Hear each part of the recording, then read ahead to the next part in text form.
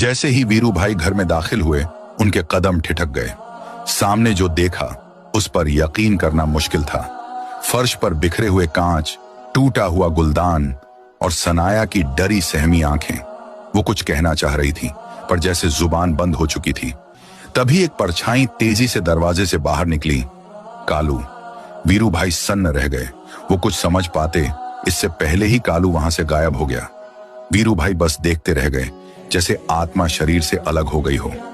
मैंने तुझ पे भरोसा किया था कालू, भाई माना था तुझे। वीरू भाई खुद से बड़बड़ाते रहे, दीवार पर घूंसे मारते रहे। सनाया एक कोने में बैठी कांप रही थी। वीरू ने उसे चुपचाप सहारा दिया। उनकी आंखों में अब आंसुओं के साथ साथ आग थी।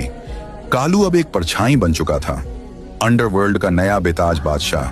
नाम कालू, पर अब लोग उसे काली मौत कनास कहते थे। उसका नियम एक था, जो मेरी नहीं वो किसी की नहीं।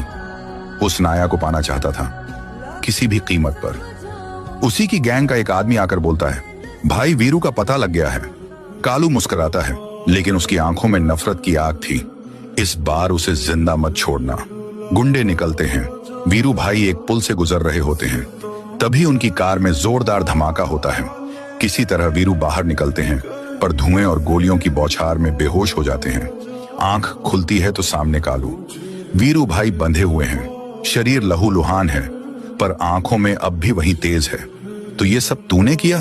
वीरू पूछते हैं। भाई माना था तुझे, अपना सब कुछ तुझ पर न्यौछावर किया। और तू? कालू हंसता है, एक पागल खतरनाक हंसी। भाई तूने मुझे हमेशा छोटा समझा, मैं तेरे साए में जिया, अब वो साया मिटा दूंगा। सनाया सिर्फ मेरी है। वीरू भाई की आंखों से आंसू निकल पड़ते हैं, पर गुस्से में तब्दील हो जाते हैं। तभी अचानक वहां धुआं भर जाता है। वीरू को मौका मिलता है, वो गन उठा लेता है। एक एक कर कालू के गुंडे गिरते जाते हैं। अंत में कालू जमीन पर पड़ा है, खून से लथपथ, पर मुस्कुराता है।